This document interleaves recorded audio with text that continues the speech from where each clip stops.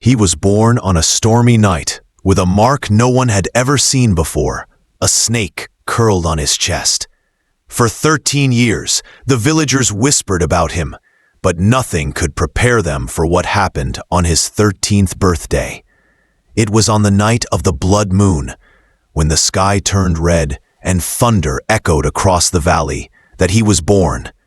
In a small, forgotten village nestled between thick forests and ancient hills, something happened that the elders still whisper about in fear and awe. A woman named Mariah, known for her silence and strange dreams, was in labor. She lay on a straw mat, her eyes wide with terror, not because of the pain, but because of what she saw in her dreams the night before. A giant serpent, hissing, wrapping around a crying child. Outside, the storm raged louder. The river that hadn't risen in years suddenly overflowed. Chickens screeched and dogs howled like wolves. Something was wrong. The midwife, Fatuma, a woman who had delivered hundreds of children in her life, trembled for the first time. When the child finally arrived, silence fell. Not the silence of peace, but the kind that comes just before a scream. Everyone in the hut gasped. On the child's chest was a dark, twisted mark. A mark that looked like a snake curled around his heart, its tongue etched toward the boy's throat. Fatuma took 3 steps back. Maria whispered, "Is he okay?" But Fatuma didn't answer. Her mouth moved, but no sound came out. She rushed outside, ignoring the rain and thunder, shouting only one word, "Serpent." The elders came running, torches in hand. They stood in a circle around the crying baby, staring in disbelief. One of them, Elder Jando, the village historian, fell to his knees. His hands trembled as he touched the snake mark with 2 fingers. The Serpent Child, it has returned. No one spoke. Only the baby's soft cries echo into the night. Kimo, as his mother, grew faster than the other children. By age 2, he could walk, run, and climb like a 5-year-old, but no one wanted to play with him. Even toddlers crawled away when he got near. Parents pulled their children inside whenever Kimo passed. Some claimed he talked to animals. Others said they saw a snake in his crib, just lying there like a pet. The village grew quiet when he was around. Doors shut. Eyes avoided him. Maria raised him alone. No man dared marry her. No woman dared visit her home. And yet, Kimo never cried, not even when he fell, not even when he bled. He would simply stare into the forest, as if something there was calling to him. One day, while playing near the river, Kimo slipped and fell in. The current was strong, enough to drown a grown man. Villagers nearby screamed and ran to help, but when they got to the edge, they froze. A massive python, longer than a canoe, had slithered into the water and gently lifted Kimo out, placing him softly on the riv. He sat there, wet, calm, blinking. The python slithered away as if nothing had happened. That night, Elder Jando summoned the council. "This boy is not ordinary. He carries the mark of the Ancient One." But the chief spat on the ground. "He brings fear, not blessing. The mark is cursed. He must be watched." And so, from that day on, 2 men followed Kimo wherever he went, watching him, waiting. By age 10, Kimo had learned to stay silent. The other children mocked him, called him Snake Boy, Cursed One, the Devil's Son. They threw stones at him, pulled his food away, even burned his clothes. But Kimo never retaliated. He just stood, silent, still, with eyes that saw through people. One afternoon, 3 boys cornered him near the forest. "Show us your snake, freak!" They pushed him to the ground, tore open his shirt. But something happened. The snake mark began to move. The boy screamed as it slithered on his skin, glowing faintly, almost alive. From the trees, A loud hiss echoed. A cobra dropped from a branch behind them. It didn't bite. It didn't strike. It just stared, as if waiting for a command. The boys ran in terror, crying and screaming. And Kimo? He just stood there, shirtless, the snake mark on his chest glowing softly under the dying sun. The village held an annual fire festival where children danced, elders sang, and stories of ancient heroes were told. That year, Kimo was allowed to attend, for the first time. But not as a guest. He stood at the edge, watching from the shadows, eating leftover food. Until the fire dancers began to spin. As they spun faster, the flames grew wilder, then suddenly turned green. Gasps rose from the crowd. The wind blew hard, and the fire swirled, revealing an old man in a red cloak standing in the middle of the flames. No one had seen him enter. He looked at Kimo and pointed. The time is near. The mark will awaken. On his 13th moon, the serpent shall rise. People screamed. Some fainted. Others ran. When the wind stopped, the man was gone. And Kimo? He just stood there, his eyes glowing faintly in the dark. The village grew tense. People stayed indoors. Chickens wouldn't lay eggs. Dogs barked all night. Kimo sat by the river, staring at the moon. His mother brought him food, but said nothing. She just kissed his forehead. "Whatever happens tomorrow," she whispered, "you are my son." He nodded. In the forest behind him, hundreds of glowing eyes watched. Snakes of every kind, slithering, gathering, waiting. Because tomorrow, the prophecy would awaken, and the world would change, forever. The mark was only the beginning. What happened on his 13th birthday would shake the soul of the entire village and reveal a truth no one was ready for. After the fire turned green, after the cloaked man vanished, nothing in the village was the same again, because the serpent mark had begun to awaken. It started just 3 nights after tea. Kimo began to have dreams. Vivid, terrifying, otherworldly dreams. He would see a great white serpent coiled around a mountain, its eyes glowing gold, its tongue hissing the words, "Awaken, child of the scales. The world forgot us. You will remind them." Each time he woke, he found mud on his feet, though he hadn't left his hut. Snakes began gathering outside his window every morning. Some were small, some were giant, but none of them harmed him. They just sat there, watching. One evening, as the sun bled into the forest horizon, a familiar figure returned to the village. The blind seer woman, known only as Nyara. No one had seen her in years. It was believed she had died in the forest. But now, she walked with a cane made of snake bone and eyes that saw what the living could not. She didn't ask for directions. She walked straight to Kimo's hut. The villagers watched from behind closed windows, terrified. Inside the hut, Maria knelt, speechless. Nyara sat down in front. She reached out her frail hand and touched his chest, right over the serpent mark. It burned hot under her touch, glowing softly. Her voice was raspy, but powerful. "The mark has begun to hum. The stars are shifting. The serpent kings stir in their slumber. You are the key, boy. You are the bridge between the forgotten and the future." Kimo's voice trembled. What am I?" She smiled. "You are not cursed. You are chosen. But to awaken your blood, you must walk the path of the serpents. You must find the Temple of Coils." Over the next few days, more strange things began happening. Birds stopped flying when Kimo passed by. They would perch on trees and stare.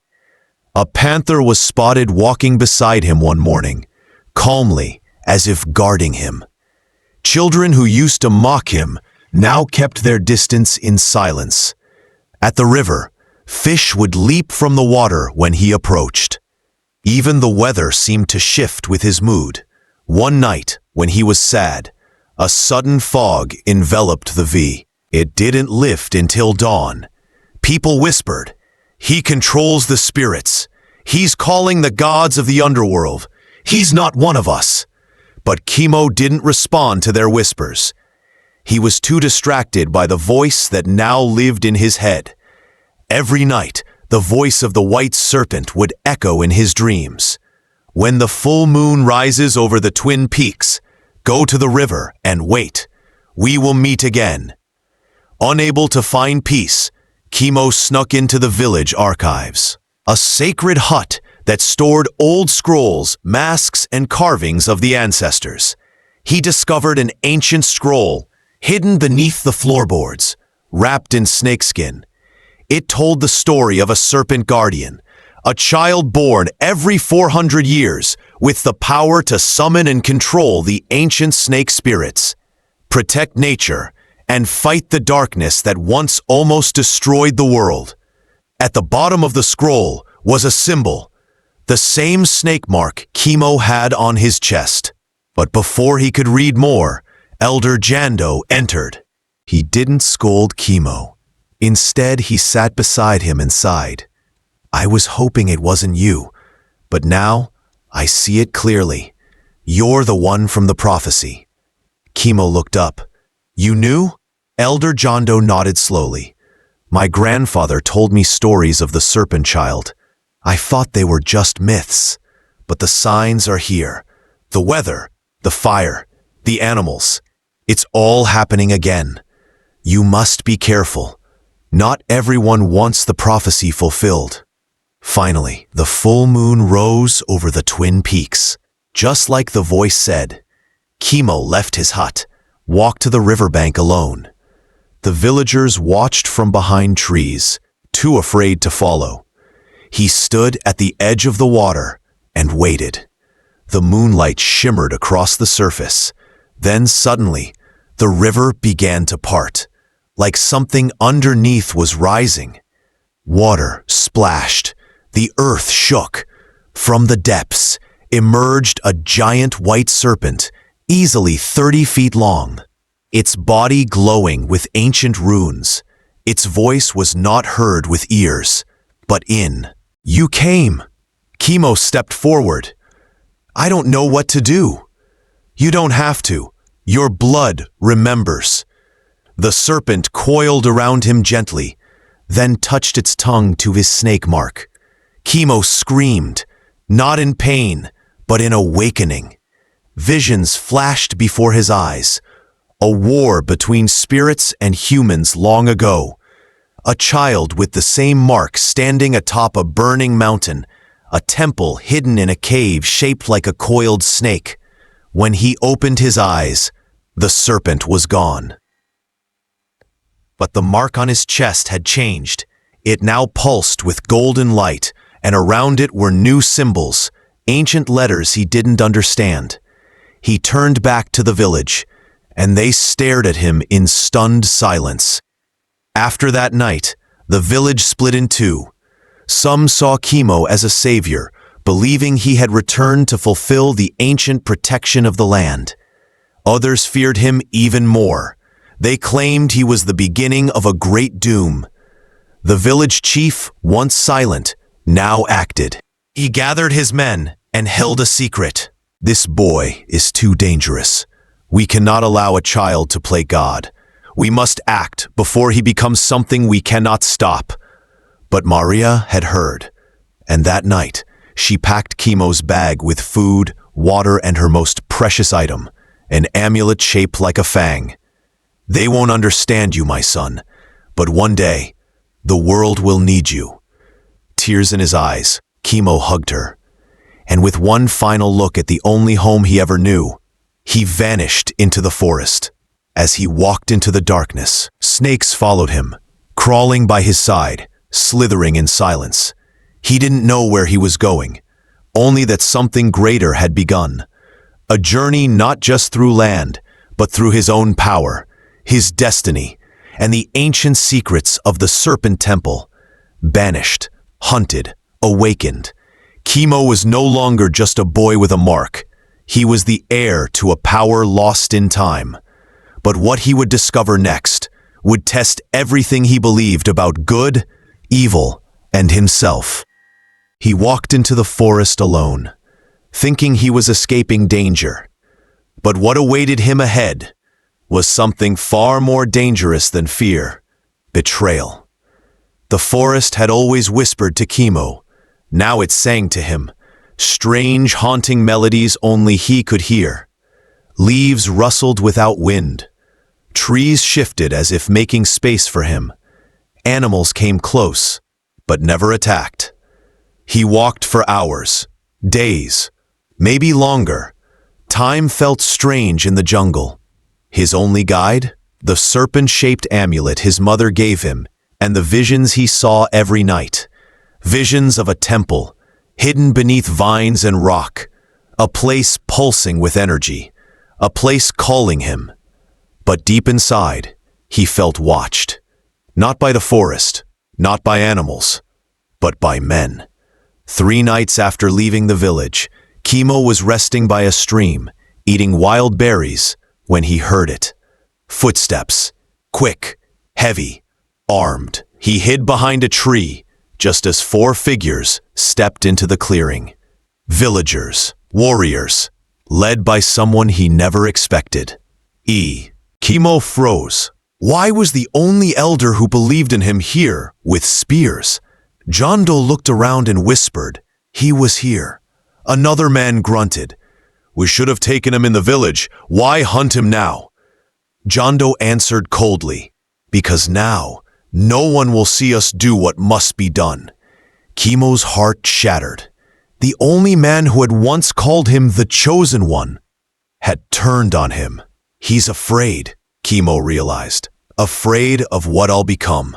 The betrayal cut deeper than a knife, and so he ran. But the forest seemed to turn against him now. Roots tripped him. Branches cut his arms. Vines tangled his legs, until a spear grazed his shoulder. Pain seared through him. He fell to the ground, gasping. But before the warriors could reach him, a loud hiss rang through the trees, and from the shadows, a dozen snakes slithered out. One massive black mamba lunged at the nearest man, sinking its fangs into his leg. Chaos erupted. Jondo screamed, "He's using dark magic!" But Kimo didn't. He just stared and whispered, "Leave, now." And in that moment, every snake turned and hissed together. The warriors ran in terror. Only Jondo remained, clutching a bleeding wound. "You're not a boy. You're a monster." Kimo looked at him, pain in his eyes. "No, you made me one." And he vanished into the jungle. Bleeding, tired, and broken, Kimo collapsed near a waterfall. He would have died that night if it wasn't for an old man who found him. He was called Baba Nuru, a jungle hermit, dressed in leaves, feathers, and strange bones. He had once been a healer, exiled for practicing forbidden serpent magic. Baba Nuru tended to Kimo's wound and said nothing for days.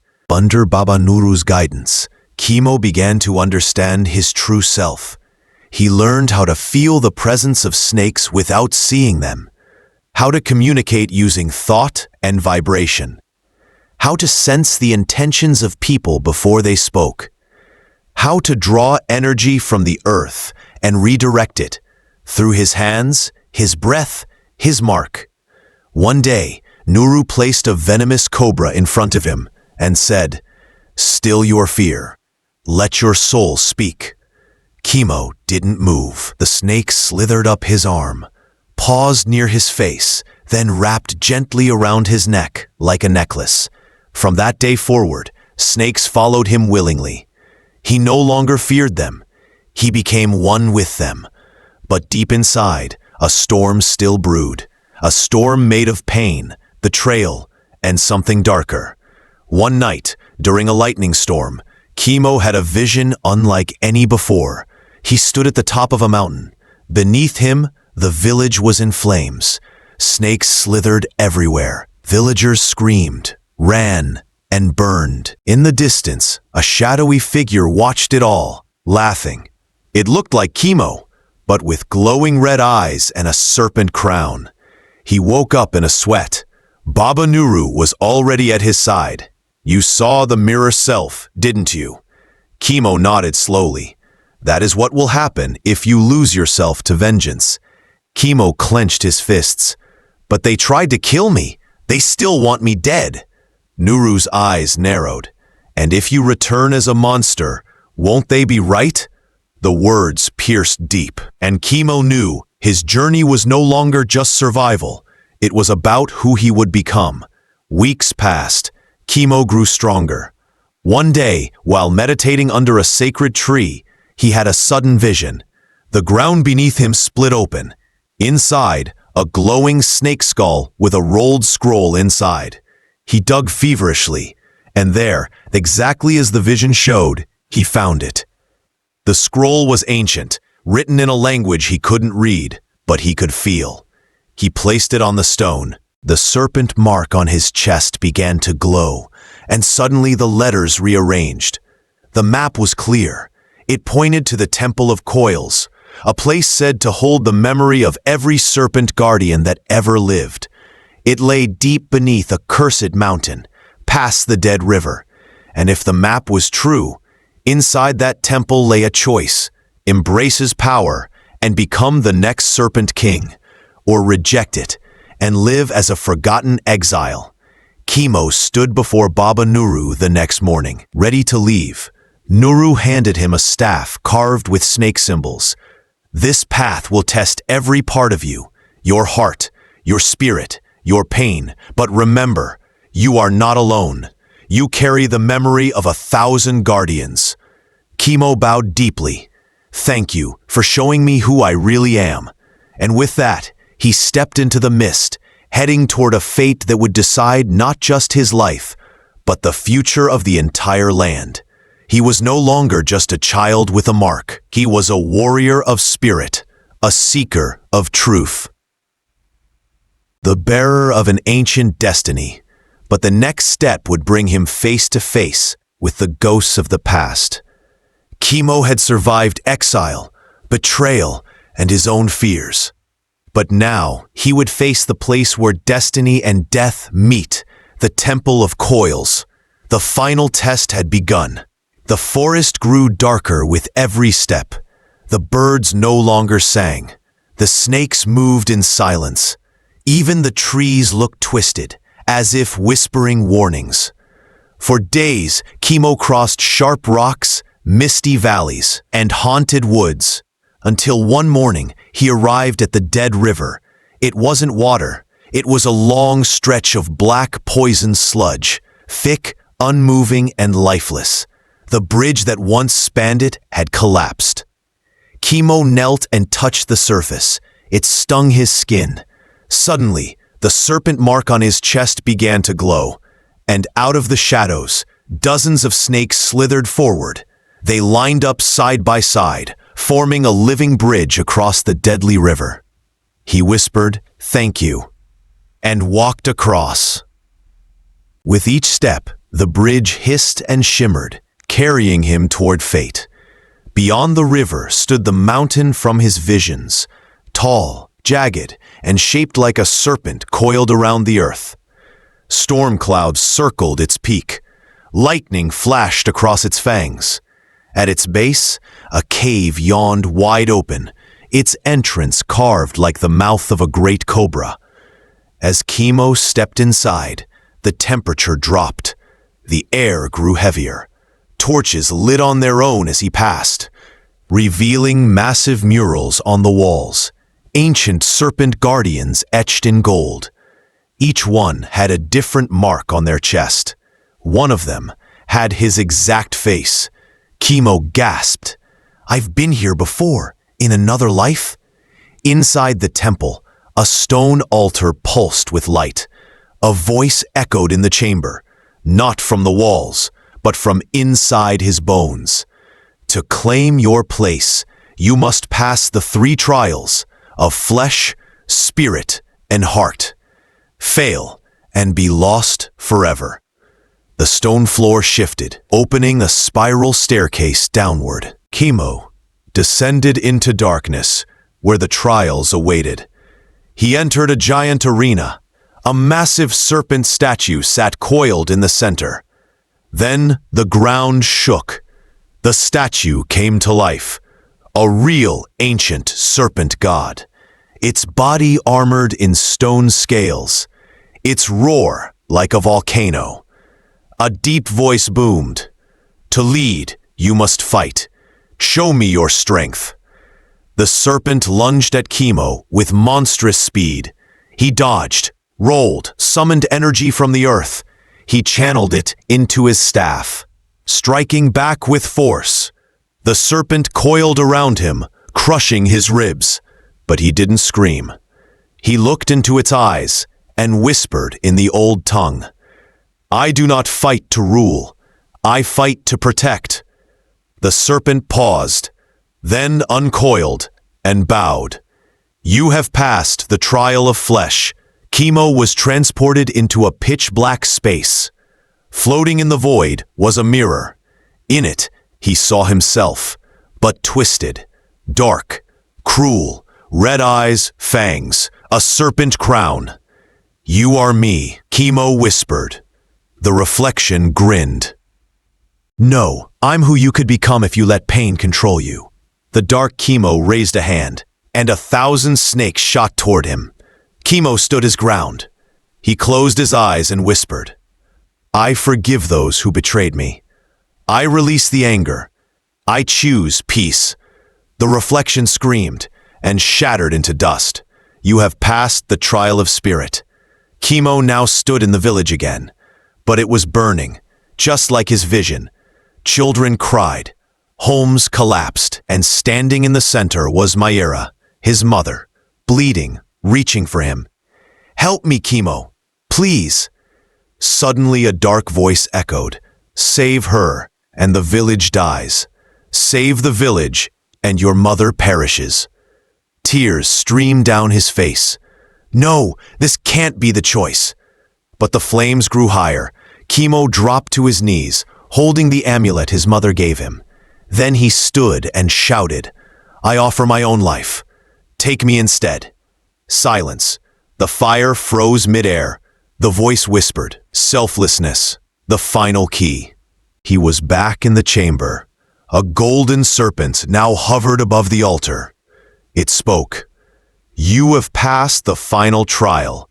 Your soul is worthy. The temple lit up. Stone guardians opened their eyes for the first time in centuries. A massive snake circled the altar and laid a crown at Kimo's feet. The crown of scales. Kimo hesitated.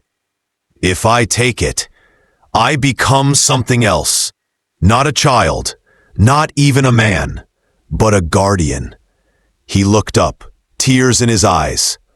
I accept the path. He placed the crown on his head. Lightning shot through the temple. His serpent mark glowed so bright it lit the entire mountain. And for the first time, the spirits of all past guardians stood behind him, watching, smiling. Kimo returned to the village. He was taller, stronger, radiating power. He didn't come to take revenge. He came with peace. Villagers gathered in silence. Even Elder Jando stepped forward, trembling. Kimo spoke. I am not your enemy. I am your shield. But if you turn on your own children, if you abandon those who are different, you will face the wrath of the old gods. Then he walked to his mother's hut. Maria stood there, alive, well, and crying. They embraced. The skies cleared.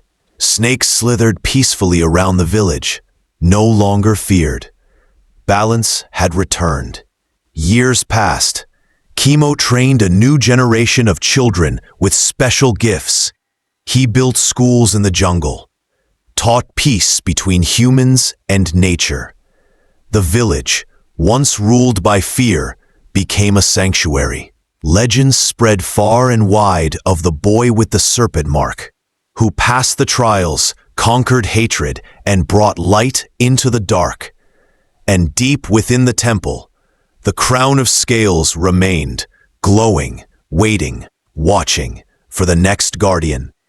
He was born with a mark that scared the world, but through fire, pain, and trial, he became a legend, not because he was chosen, but because he chose to rise. If you felt every twist of Kimo's journey, hit that like button and subscribe for more powerful